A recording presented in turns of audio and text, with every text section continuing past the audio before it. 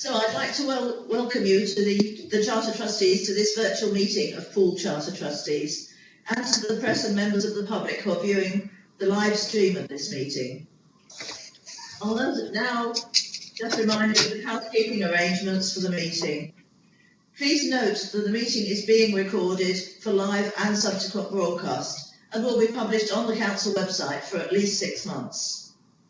In order to ensure the meeting is managed effectively, please could everyone follow these ground rules for speaking. Only speak when invited to by me as chairman.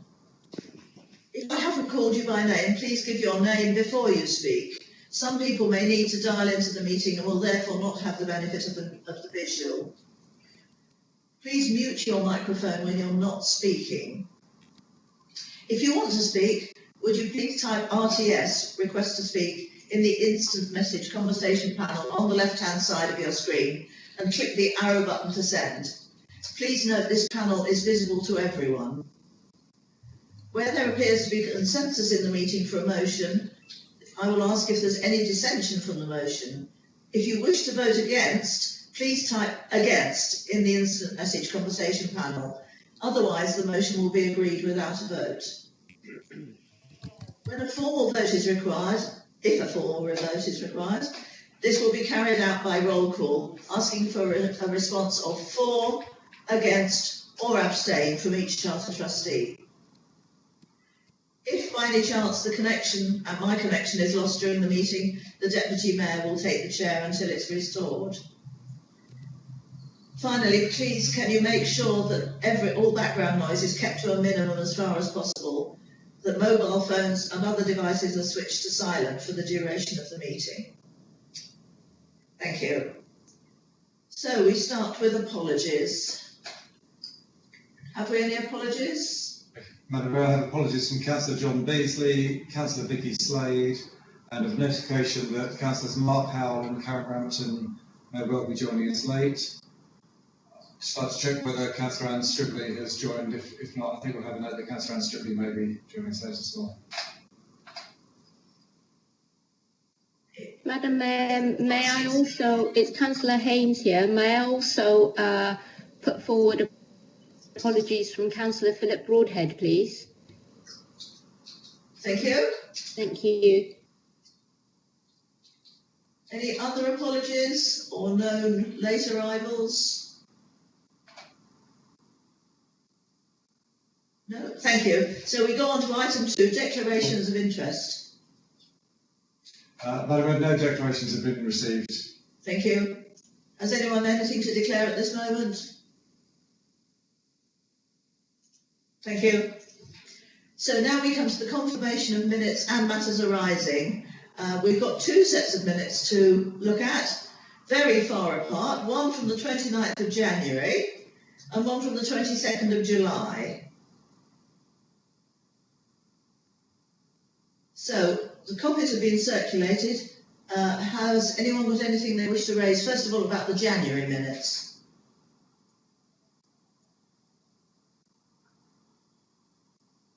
No. Thank you. And now the July minutes. No. Okay, nothing. Thank you. So now we pass on to item 4. Which is my update on my activities since I last reported, which was January.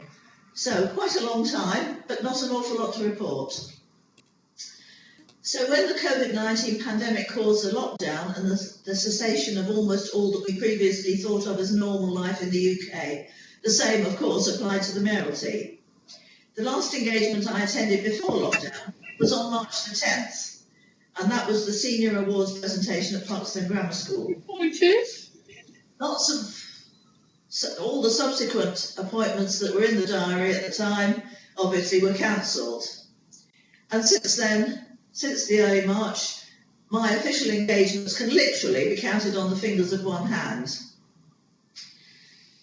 The first one was recording a message to residents for the 75th anniversary of VE Day on May the 8th. Following that, soon after, we had two 100th birthday of residents. We sent bouquets, and one of them I actually spoke to on the phone, and so that was great that I could congratulate her on that. Then, only a couple of weeks ago, on August the 15th, we had the commemoration of the 75th anniversary of VJ Day, which took place at the Bermstar Memorial in Poole Park. So both the Mayor of Bournemouth and the Vice Chair of BCP Council also attended, together with the representative from Christchurch, the leader of the council, and the Armed Forces champion, as well as others. Because of the need for social distancing, the event wasn't publicised, but nonetheless a small crowd gathered for the proceedings.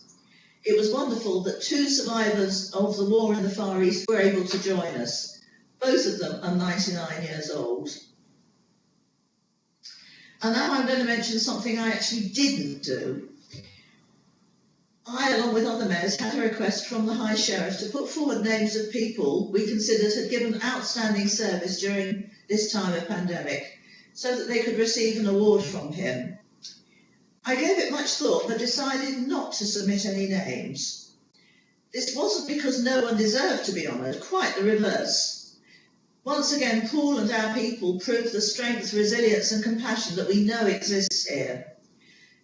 But I felt that so many people had done so much to help their neighbours and the community during this time, and continue to do so, that it would be invidious to pick out a few that I just happened to have heard about.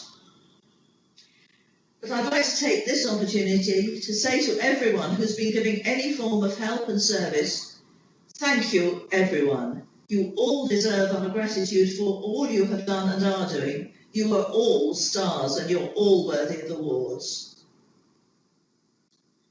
And now to the future. Only yesterday I received an invitation to an event in early September. And it's entirely fitting that the first of what I hope may prove to be a steadily increasing number of events is a ceremony for tree planting at Poole Hospital to remember those who've been affected by COVID-19. So that's my report on my activities since January.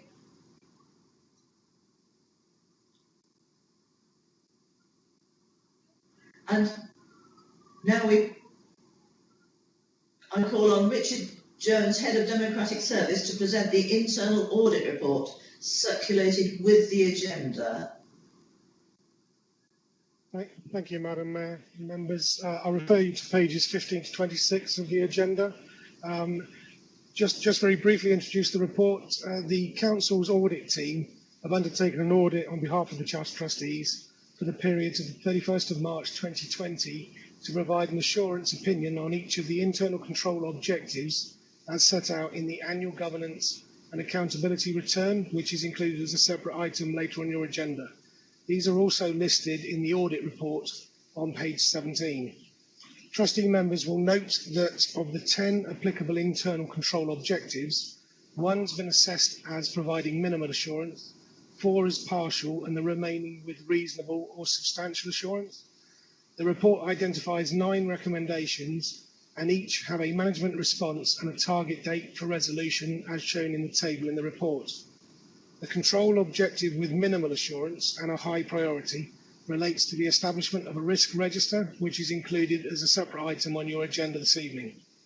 Members are asked to receive the report and approve the management response and the proposed target dates for resolution. Your responsible finance officer, Dan Povey, Karen Tompkins or myself will be available to answer any specific questions. Thank you, Madam Mayor. Thank you, Mr. Jones. So, are there any questions on that item, on the audit report? Nothing on the... No. Sorry, it's Councillor Butler. Councillor Butler. Yes, I'd like to comment on the R8 about the disposal of assets. If we don't agree with what's been written on certain sections, are we going to vote per section or just note certain parts? Have you a particular concern on this item? On that Yes. section? Yes, I mean it's just described vaguely as including the potential disposal of assets, which is quite a sweeping statement. And as charter trustees, that's quite a responsibility. Can you enlighten us, Mr. Jones? Yeah, Madam Mayor, if I can respond to that. So the audit has just simply identified that there's nothing to record the process should the charter trustees wish to dispose of any assets. So it's really the need for us to bring back to members what that process would be, and it's suggested that that will be incorporated into the standing orders and handbook in due course, and we will obviously work with our auditors to make sure that that is a robust process. So it's not suggesting that we have any intention to dispose of those assets, rather quite the contrary, that allowing the charter trustees to have a formal process in place should they wish to consider that and what the mechanism would be. Right. Thank you. Is that likely to come back to the next meeting in October, or is it longer term? There are two parts to that recommendation. So the first part is an action in terms of our asset check. So during October, we will be carrying out that review, but the recommendation is to bring that back in January 2021. Thank you. Councillor Anger.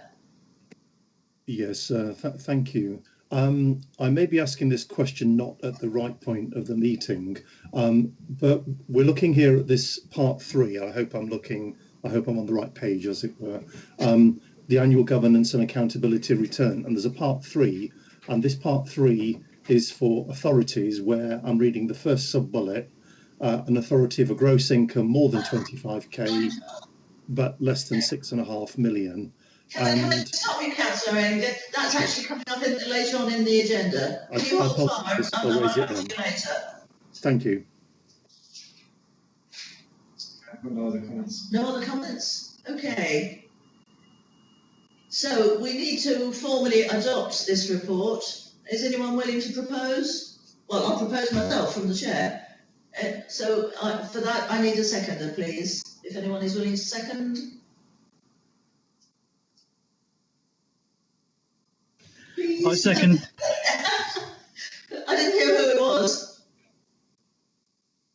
Sorry, I didn't catch who was seconding.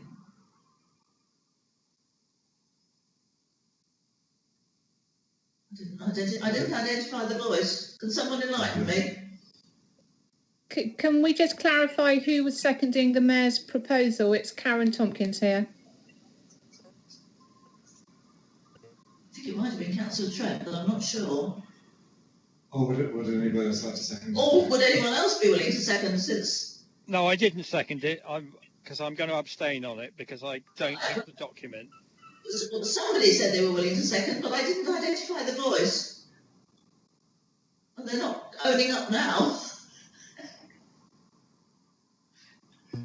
Can I just say, Karen, formally, do we need to propose a second, please? As long as nobody is voting against or wish to be recorded as abstaining, I think that's acceptable. I think that's the approach that we've adopted previously, but that's obviously a matter of the Charter Trustees, unless if anybody else is happy to second the Mayor's proposal.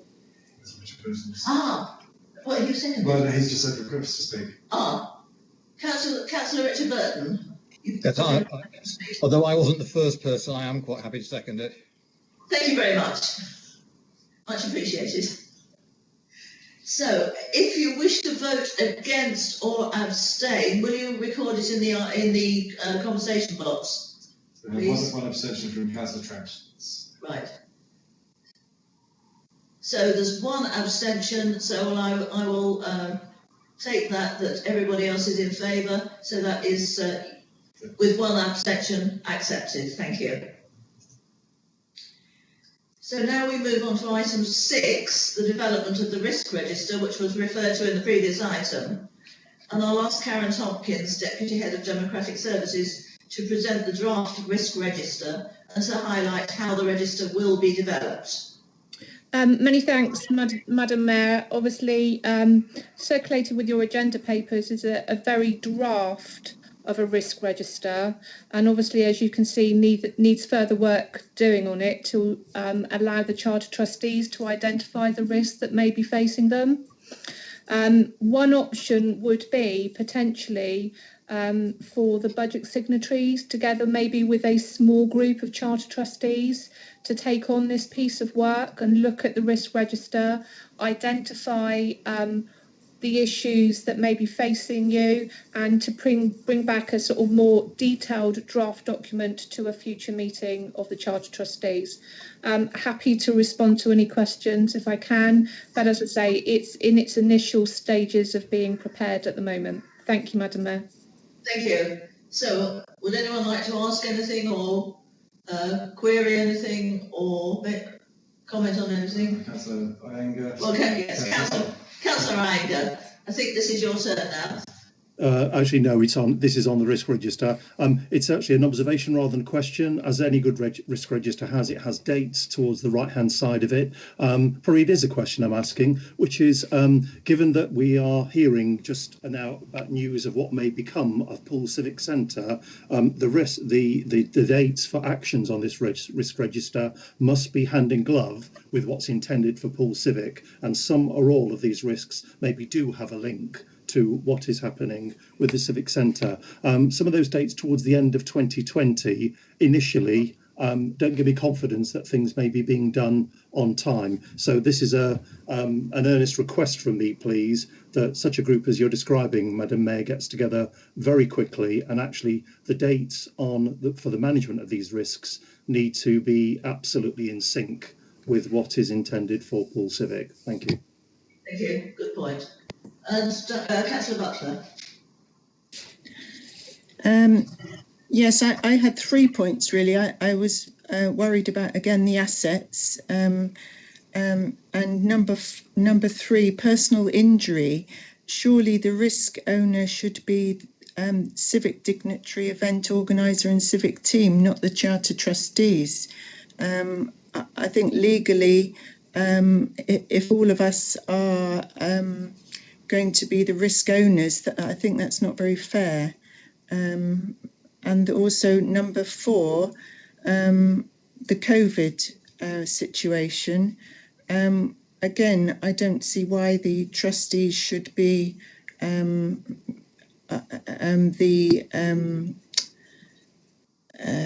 sorry, losing my words. I don't see why the Charter Trustees should be the risk owner. It should be down to the people involved, and I'm wondering whether the wording could be failure to reduce likelihood of COVID-19 infection in the course of civic dignitary duties, because risk of infection can happen anywhere. And so it can't be proven to be acquired in a certain place at a certain time. So that number 4 really worries me, the way it's worded. Would you like me to come back?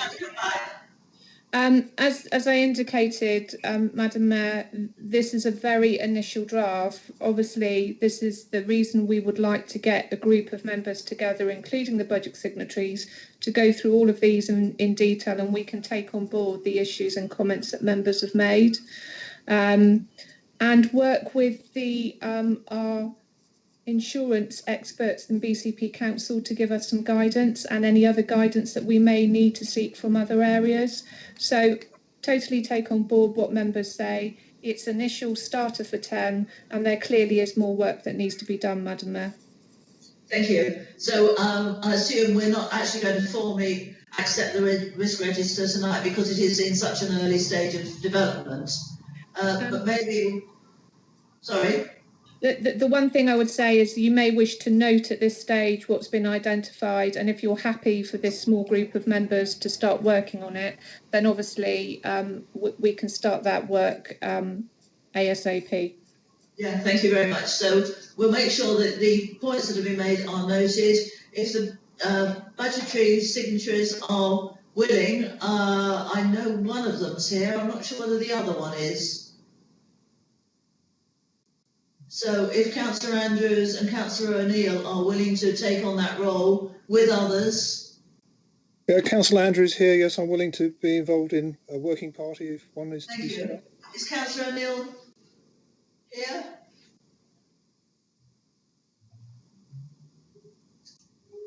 Doesn't sound like it. Well, so he'll need to be contacted to inquire.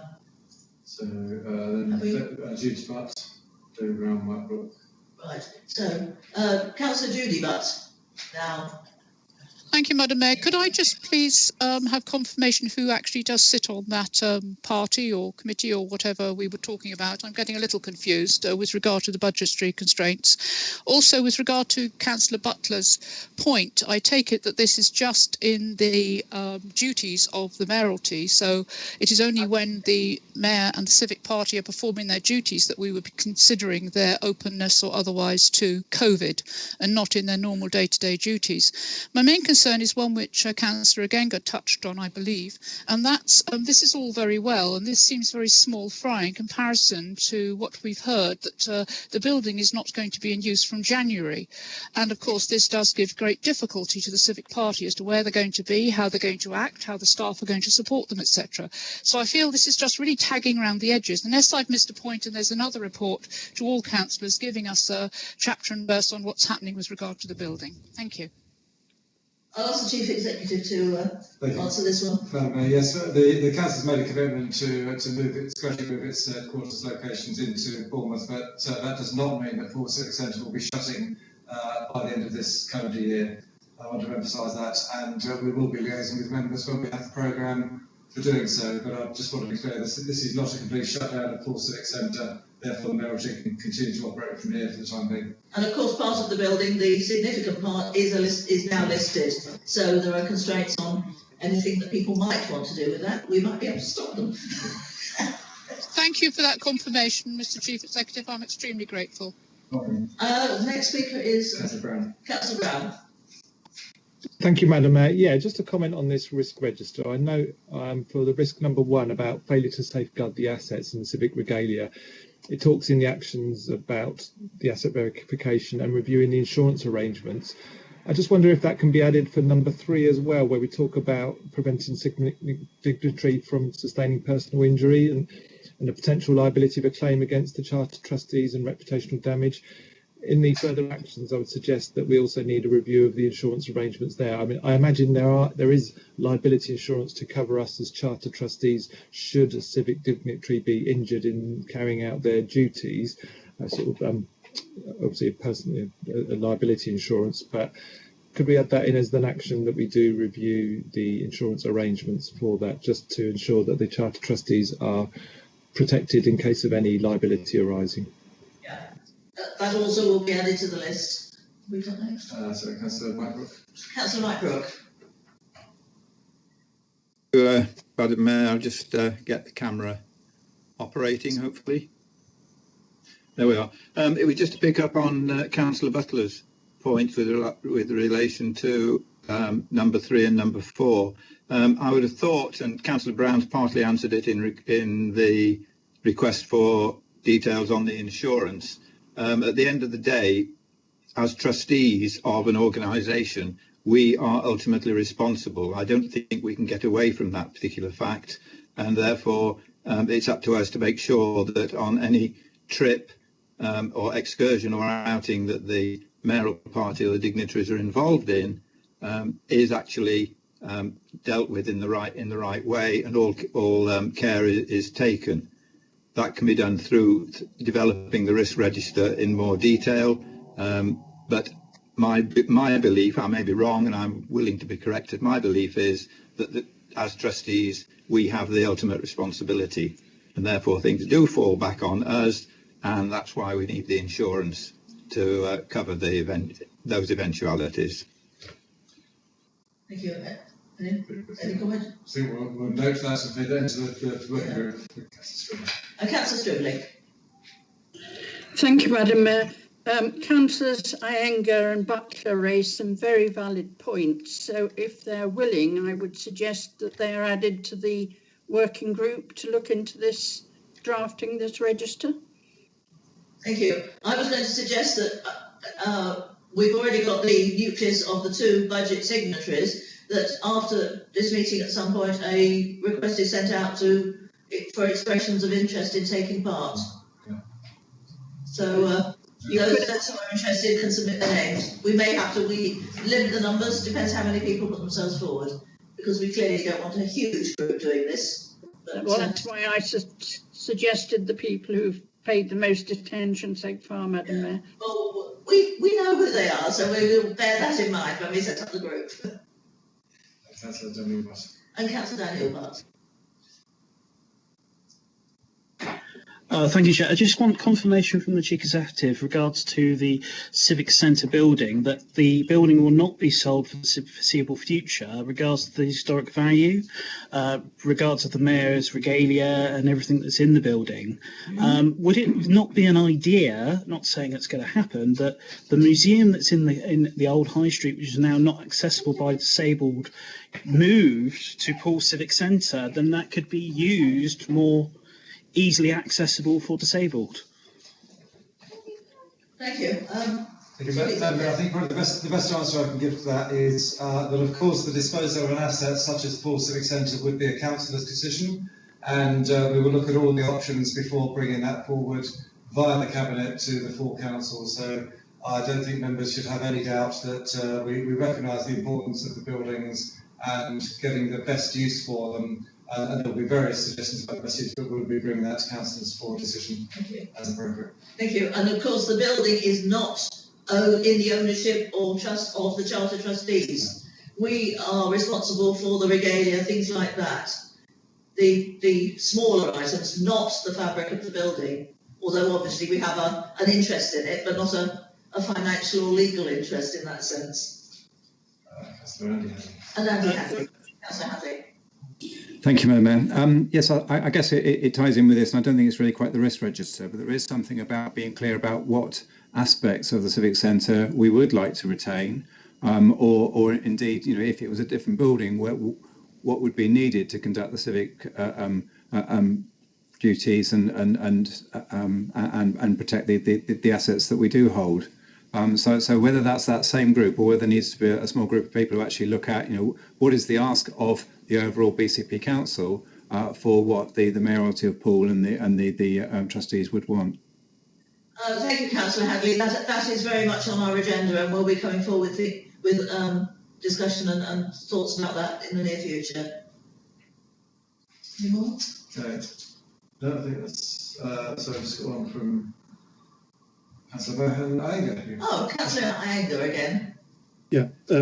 Sorry, Madam Mayor. I just actually like to just add to what Councillor Hadley just said. I think what he's said there, and actually the comments that preceded it, this is a very timely conversation we're having now, and I know it's not directly related to the risk register and the kind of things on it, but I think where you rightly said, okay, in the near future we'll do it, I think actually this has got some urgency around it, which is whether it's the same focus group or whether it's a different focus group, something which is now taking that view, for instance, for 6 months or a year ahead, and thinking about, forgive me, I probably won't use the right words, but what of our heritage, what of the legacy of Poole Civic Centre must be retained in whatever form, because these things will take a lot of time, and I would be a strong lobbyist for that discussion to be starting right now with the right people. So if we could please, Madam Mayor, actually put a sort of a next deadline for when such a discussion is going to be starting. Thank you.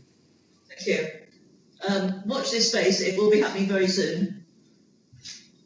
Okay, I think that's lots of comments. Yeah, okay. So we don't need to actually, do we need to have a vote on this or an acceptance? I think, Madam Mayor, the request is that you sort of accept the draft risk register, but recognise that it needs to be developed in the way that we've agreed.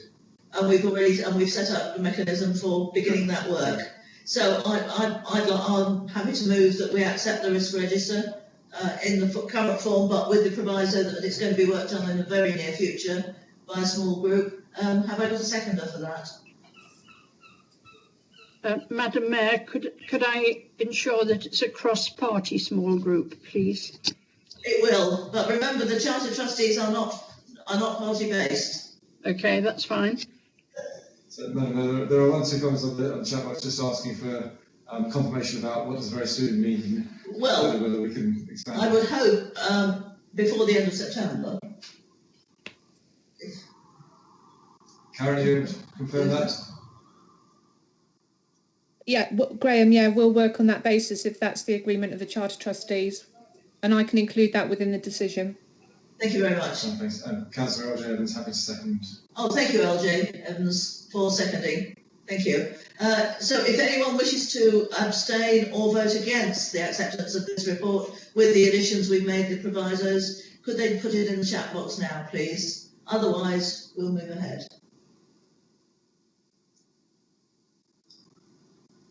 So I think going through just Councillor Butt abstain, Councillor Judy Butt abstain, Councillor Daniel Butt abstain,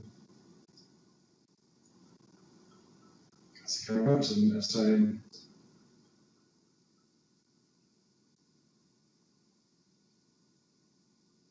I think that's Councillor Diana Butler abstain. So 4 abstentions, nobody voting against. So with 4 abstentions and nobody against, that means this is clearly accepted by the majority of Charter Trustees. So we move on to item 7, the annual governance statement. So I'm calling on Dan Povey, the responsible financial officer, to present the annual governance statement. Thank you, Madam Mayor.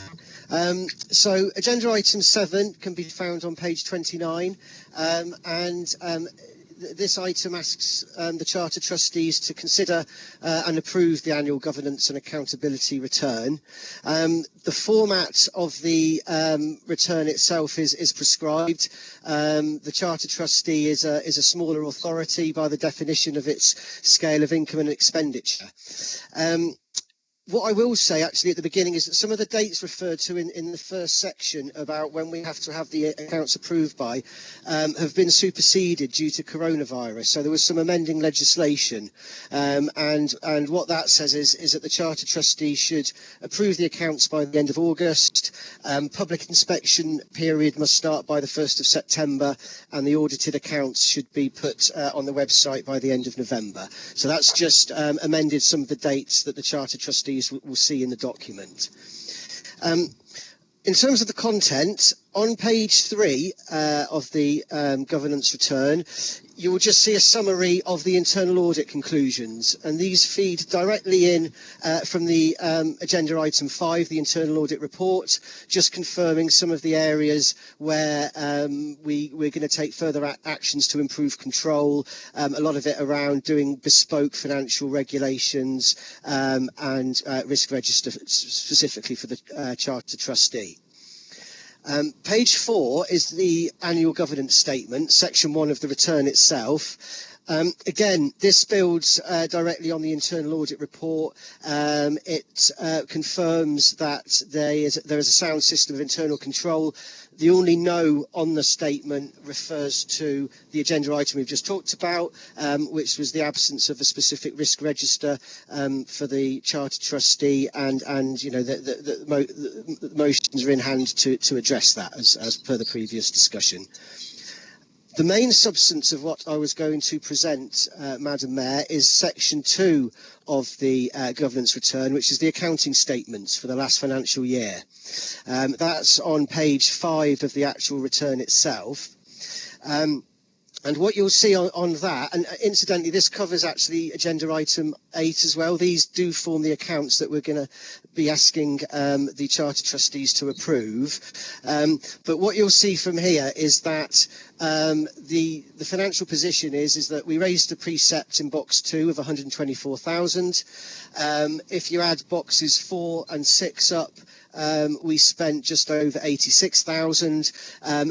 Which means that we carry forward reserves, as in box 7, of £37,657. That is actually bang on within £1,000 or so to the position we reported to the January meeting. So the January meeting we forecast will be carrying forward reserves of 35,600. So we're very close to that. And as Charter Trustees may recall from the January meeting, that is a more favourable position than the budget when it was set, because the budget when it was set forecast reserves of about 19,000. So we've come out with a favourable position. Within that, there are some net ups and downs, as you might expect. The Charter Trustee has incurred 11,000 of VAT, but that has been offset with savings in civic events and regalia. So as I say, we've come in basically on the January forecast. Madam Mayor, what I would say is, although these accounting statements are in accordance with what a smaller authority has to produce, I think it would probably be helpful for Charter Trustees and potentially members of the public to see the detail behind this in terms of a budget statement which goes down line by line that Charter Trustees can look at. And what I would propose is that I would bring that to the next meeting, the October meeting. I would bring a mid-year estimate for 2021 for budget monitoring, and also as the starting reference point, the breakdown of these figures against the budget. I think that would probably be helpful. As I say, these statements agree with what we have to do, and in the first year we've concentrated on complying with the legal requirements, but I think that would probably be helpful for the next meeting. I will leave it there and invite any questions, please, Madam Mayor. Okay, thank you very much. I'll call on Councillor Iyengar first, because the points he was starting to make earlier on actually refer to these items. So if you would like to make them now. Thank you, Madam Mayor. I seem to have jumped in ahead of Councillor Butler. My apologies, Councillor Butler. In fact, if I may, I had two questions. One was the original and another one. I'll ask them both, if I may. The first question is that looking at the this accountability, governance and accountability return part 3, I suppose it is a question starting with an observation, which is that in the table on page 3 we have 5 marks in the yes, which means it's kind of okay, and 4 in the no. So I suppose a question is kind of what is a healthy balance of those scores? 5 versus 4 doesn't sound like it is where it should be, and especially I don't see how that reconciles with, in the table further down, we've ticked ourselves on criteria number 1, which is, and I quote, "We have put in place arrangements for effective financial management during the year and for the preparation of the accounting statements." A tick in that box, please, is not consistent with having 4 no's in the table above it. I'd ask, please, the officer, anyone to comment on that. And the second question was the original, Madam Mayor, which is why are we filling out a disclosure appropriate for a smaller authority with the 12th biggest unitary, and even if we're just talking about the mayoral function here, I can't believe that we can be one of the smallest mayoral functions to justify this kind of abbreviated form of reporting. Thank you. Thank you. So, Mr. Povey, can you answer those questions for us? Yes, I will. I'll endeavour to. Thank you, Madam Mayor. So, in terms of the first question, I think where you see the no's, they need to be perhaps read in with reference back to agenda item 5 for the internal audit report, and what they're referring to. So, B, which has got a no, talking about the financial regulations, the Charter Trustee has been using the BCP Council financial regulations. There hasn't been a breakdown in financial control, but the reason why it's a no is that could be made better by tailoring it and having one that's purely for the Charter Trustee. There's elements of the financial regulations of BCP Council that will not be appropriate to the Charter Trustee, some of the procurement, some of the levels on environments and things like that. So I think if they're read in context of that, although it's a no, you can see that it's not saying there was no financial control. They're saying it could have been better, as in tailored. And I think that's probably the same for the others. If you look at G, the salaries, the actual audit point was about apportioning staff costs to the Charter Trustee, and of course we have been apportioning the main staff costs, but there was an element relating to the head of democratic services that the auditors felt that we should review, and perhaps for the next budget round consider bringing in recharges from them. So it's not a breakdown in internal control by any means. They're just areas where internal audit have provided, less than absolute assurance, and areas that we can basically polish. I think the only area where minimal assurance was given by the internal auditors is what's referred to in the actual governance statement, which is section 1 of the governance return, which is on the following page, on page 6, and you'll see there's a comment there. There's a no on number 5, and it says internal audit identified the absence of a risk register, which is being addressed for 2021. So I think the first section is the background. Internal audit should be read, in conjunction with the report. The actual governance statement reflects the only item we had minimal assurance on. Shall I go straight on to my answer to number 2, or yes, please, if you would. So in terms of why the Charter Trustee fills in this form, this is the format that a smaller authority should fill in.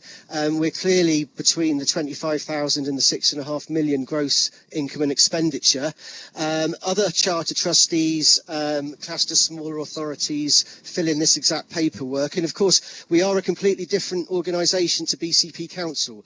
So while we may share members and Charter Trustees, we may share staff and to some extent financial systems, the Charter Trustee is an independent and totally separate organisation, and should basically comply with the legislative requirements as such.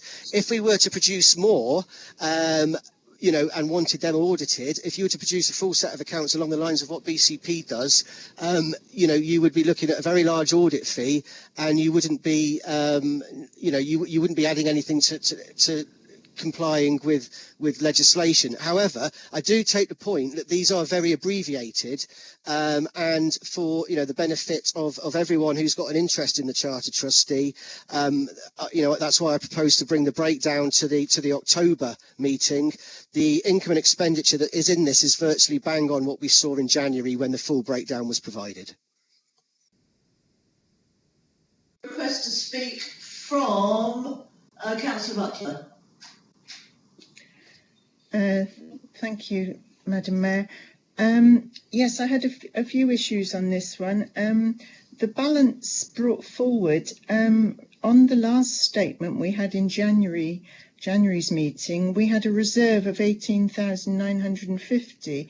Shouldn't that be put in the balance brought forward for March 2020? I was a bit confused why that's a nil. Because we were told that reserves could be brought over from the previous year, and also the figures. It says the figures should be rounded to the nearest pound. So I don't know why we've got 0.47 and 0.53 on the number 6 and number 7 and number 8. And it could be a bit confusing if people read it quickly. They might think we've got a lot more money than we have. Also, the fixed assets, are we able to have a list of what the assets actually are? Because it doesn't actually describe.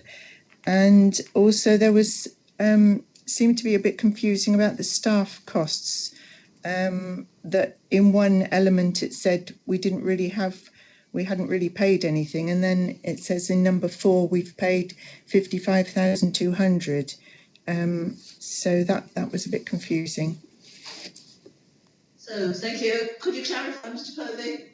Yes, thank you, Madam Mayor. Yeah, so in terms of the balance brought forward, there is no balance brought forward because this is the first year of the operation of the Charter Trustee in its own right. I think the 18,950 balance on reserves that was referred to in the January report was actually the budgeted position for this financial year. So that was when we set the budget and we raised the precept, it was envisaged that 18,950 would be added to reserves. If we'd have hit the budget exactly, that is the figure that you would have seen in box 7. Because we've spent less than the precept we raised, 37,657 is the reserves that will carry forward. But you're dead right, that will be carried forward and is ring fenced and is the Charter Trustees funds going forward and is for the Charter Trustees use alone. Sorry, can I just follow up on that? Surely we've had some in reserve, not nil, nothing at all from last time? Well, the Charter Trustee didn't exist at the 31st of March 2019, so it wouldn't have had any reserves. So when we set the precept of 124,000 for the 2019 20 financial year, we budgeted to have a cushion to, because any organisation should have a level of appropriate reserves. We budgeted that the precept would account for 18,950 in year. We've ended up with 37,000, but we wouldn't have had any brought into this financial year because it was the first year of operation of the Charter Trustee. Okay, thank you. Shall I move on to the other points? Yes, please. Yes, okay, thank you, Madam Mayor. So, in terms of the rounding, yes, I agree that there does seem to have been an overkill of accuracy in some of the boxes, and actually, it's not quite consistent because some have got pence and some haven't. So, what we can do is we can. If the Charter Trustees are happy, when we actually send this off to the auditor after approval, we will make sure that it is rounded to the nearest pound as it should be. So, that's not a problem. We can get that done when it's sent off, and then when it hits the public domain, it will be exactly right. In terms of the list of assets, yes, there is a list of assets. There's a list of assets that adds up to the amount in box 9, and that is the list as per the internal audit report and recommendation, that there will be an annual verification process of. I don't think there will be a problem with sending that out to Charter Trustees at all. And in terms of the staff costs, in box 4, yes. So the internal audit was saying we need to ensure when we set the next budget that all appropriate staff charges or elements of recharges are charged into the Charter Trustee. The staff costs that you see there are, relating to the Democratic Services officers working directly for the Charter Trustee and the chauffeurs. There are some additional elements of support that could potentially be charged, and that's what we'll be looking at when we set the next budget. I think, Madam Mayor, that they were the points that were raised. Thank you. Has that covered everything, Councillor Butler? Yes, thank you very much. Okay, and we move on now to Councillor Judesbutt. Thank you, Madam Mayor. Madam Mayor, if we look at E on page 3 of 6, expected income was fully received based on correct prices, properly recorded and promptly banked, and VAT was appropriately accounted for. Now, we have a yes in there. I was concerned that the Bournemouth Charter Trustees weren't so lucky with their VAT and just wanted assurance that everything was as it should be in that regard and that we hadn't lost out in that. Okay. Mr. Povey? Thank you, Madam Mayor. Yeah, so okay, so there's two sides to this, and I can perhaps cover what's a later agenda item on this, but it is relevant to this. So that box is confirming that VAT was appropriately accounted for.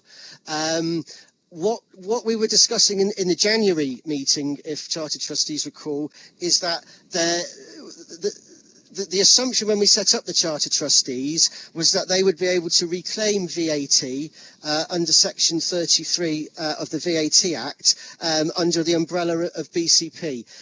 So that was an oversight. That was incorrect. And as I said at the last meeting, we'll hold our hands up to that. It's not ideal. The VAT has been correctly accounted for, but unfortunately the Charter Trustee has incurred £11,000 worth of VAT in this financial year that it could not reclaim. However, that, as I say, has been managed within the budget and has been managed within the January position, but is not, is not where we want it to be. But in terms of what you see in E, VAT has been appropriately accounted for because we couldn't reclaim it. What I will say is that we've been working with HMRC to rectify that as quickly as we can, and a statutory instrument will be laid on the 14th of October, and if there's no delays, that will come into effect on the 4th of November, and from that point, the Charter Trustee will be able to reclaim VAT under the VAT Act. Okay, so thank could you. I just have, thank you for that, Daniel. Could I just have clarification then, with all that legalese which you put out to everybody? The bottom line is, once the SIs are dealt with, all those monies owed through that error will be coming back to the Charter Trustees, because that's a heck of a lump to lose. I'm afraid it can't be backdated. It won't be retrospective. Okay, so if it's not retrospected, where will we look to for recompense with regard to those losses? Is there any insurances which we have, which we can claim on, or who is responsible for those losses and who is there to recompense us? Surely the Charter Trustees can't lose out like that due to error. I'm afraid, unfortunately, there isn't any insurance on that. It was an oversight. When the officers were setting up the Charter Trustee, the background is we were setting up BCP Council at the same time. We were concentrating on a safe and legal landing. We, by and large, achieved that. This was an oversight, and I can only apologise that it's happened. We haven't got any recompense to go to get that reimbursed. So the next request to speak was Councillor Barron. Yeah, thank you, Madam Mayor. It's just out of interest. As a sort of local lad growing up, I remember seeing the mayor's car driving around the town and the number plate APR1 being on it.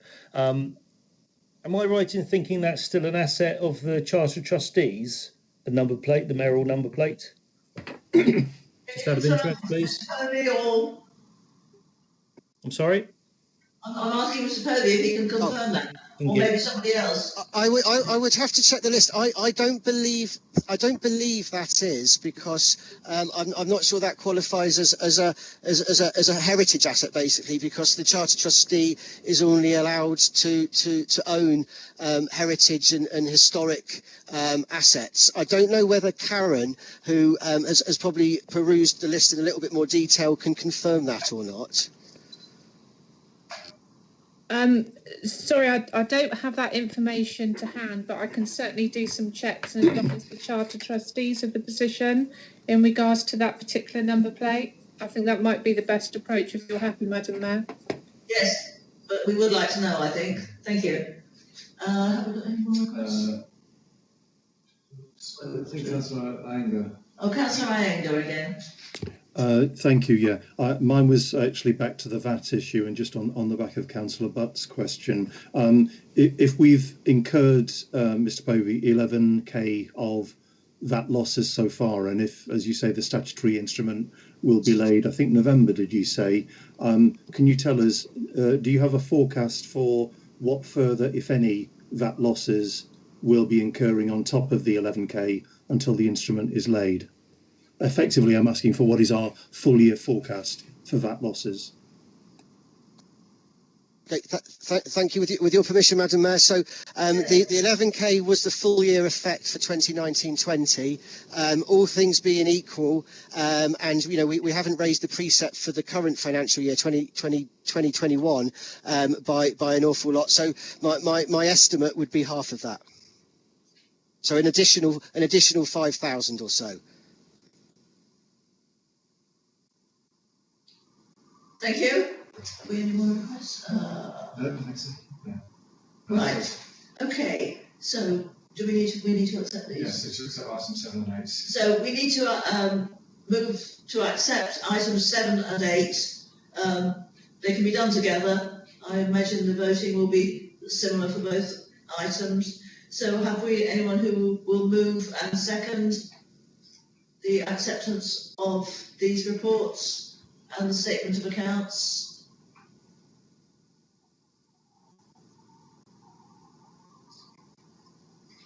No, let's just go through.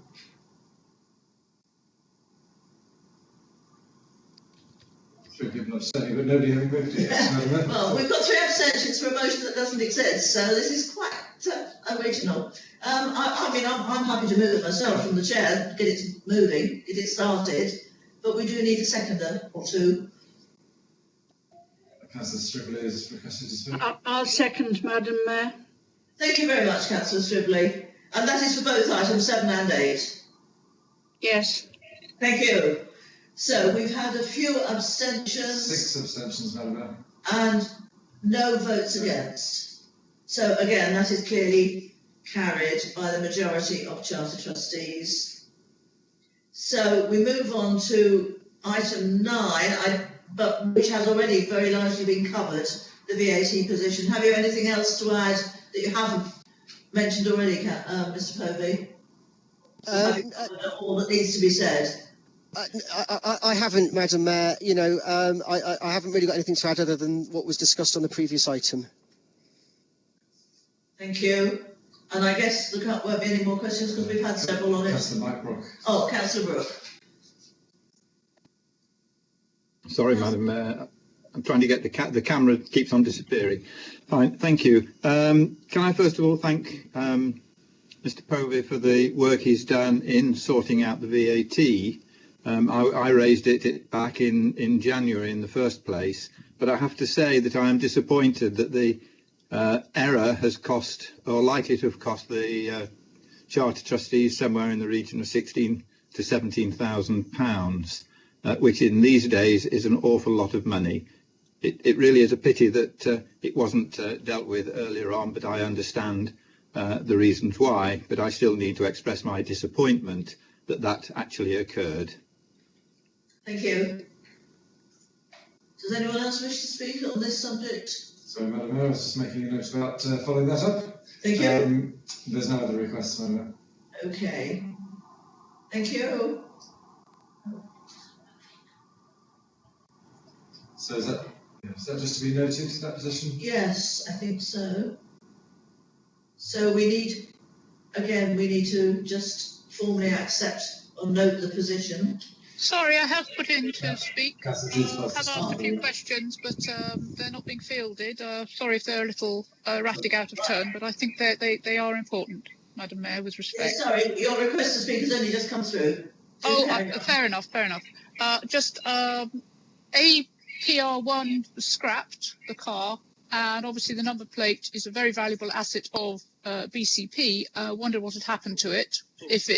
Whether it was I think it's BCP asset. Whether it was an asset of the Charter Trustees or not is yet to be agreed. But we would like to know what happened to it. So if that could be answered, I'd be grateful. Thank you. That was somebody raised that a few minutes ago, and we're going to be having a report sent. No, Madam Mayor, with respect, the question was it an asset of the Charter Trustees? It isn't. It's an asset of BCP, and it's gone. So I'd like to know what has happened to it. Thank you. I think what the original question, I may be wrong, was clarification of whether it is an asset of the Charter Trustees. And what's happened to it? If I can give assurance to Charter Trustees that we will find out what's happened to the number plate and we'll let councillors know or Charter Trustees know as appropriate. There's an open question. I have no idea. We'll find out. I think Karen undertook to do that. Yes, she did. Thank you, Mr. Chairman. Thank you. I beg your pardon, Mr. Chief Executive. Thank you, Madam Mayor. Okay, so again, we need to accept that report. We may not be entirely happy with the content, but it's the factual situation. So we just accept Mr. Povey's report on the matter and note the situation and hope to move forward to better things in future. So, Madam Mayor, if I can just give you an update, given the speed that we can operate, Mr. Jones has just put a note in the chat saying that the plate is on retention, so it hasn't been lost. So we'll just confirm that in writing around to the Charter. But that doesn't answer whether it's a Charter Trustees asset or a BCP asset, which we're not sure about. So, to go back to the VAT issue, we need to to, 4 formally accept the verbal report we've just been given. Yes, Again, I'll set the ball rolling by moving. If we could have a seconder, please. I'm willing to second it as one of the budgetary signatories. Thank you, Councillor Andrews. So if you wish to abstain or wish to vote against the acceptance, will you notice in the conversation box now?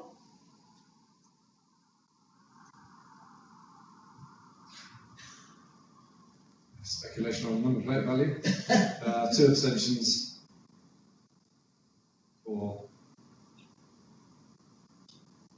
4 abstentions. Nobody voting against. Thank you. So 4 abstentions, nobody against. So that is clearly accepted.